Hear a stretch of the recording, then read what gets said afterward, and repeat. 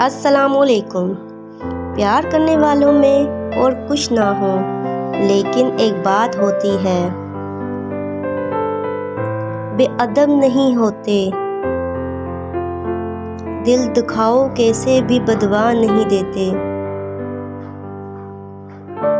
छोटी छोटी बातों पर साथ छोड़ने की धमकी नहीं देते। रूठना मनाना जिंदगी का हिस्सा है, बस ख्याल रहे नाराजगी ज़बान तक ही रहे। दिल में इज्जत और प्यार हो, सच्चा प्यार करने वालों की वैसे तो बहुत सी बातें हैं, मगर 3 ऐसी निशानियां यहाँ बयान करेंगे जो सिर्फ दिल से प्यार करने वालों में ही हो सकती हैं।